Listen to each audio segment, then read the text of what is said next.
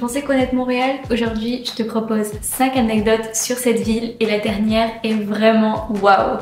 Premièrement, est-ce que tu savais que le drapeau de Montréal représente plusieurs pays? En fait, il représente carrément les 5 peuples fondateurs. On a le pin blanc pour les peuples autochtones, le lys pour les Français, la rose pour les Anglais, le chardon pour les Écossais et le trèfle pour les Irlandais. Est-ce que tu savais aussi que Montréal a une ville souterraine de 33 km? Il y a beaucoup de gens qui savent qu'il y a beaucoup de passages souterrains dans Montréal pour rejoindre un métro à l'autre, etc. Mais est-ce que vous saviez qu'il y a même des centres commerciaux, il y a même des morceaux d'université, il y a vraiment carrément une ville miroir sous la terre, mais sans l'hiver quoi au final.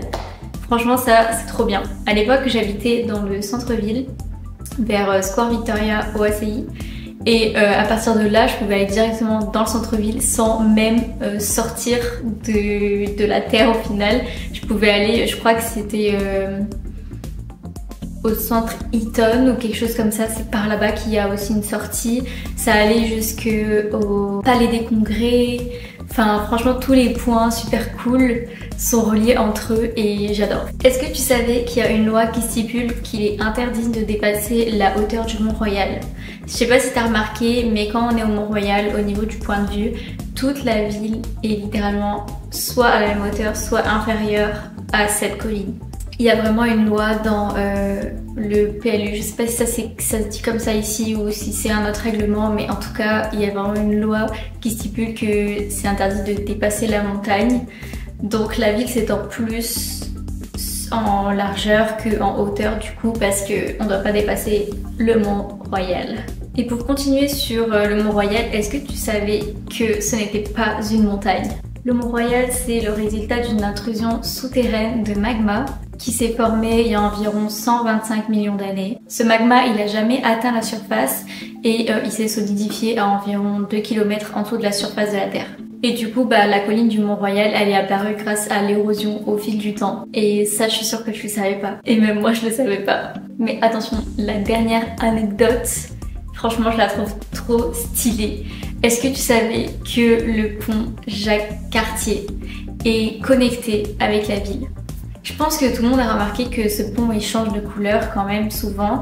Il change déjà de couleur au gré des saisons et genre des températures, etc. Mais est-ce que tu savais que ce pont est connecté aux réseaux sociaux? Genre, je trouve ça vraiment incroyable. Je n'avais aucune idée que c'était possible de faire ça.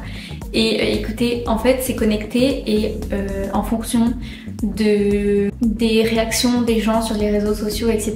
En gros, de l'humeur de la ville, il change de couleur. Je trouve ça complètement dingue.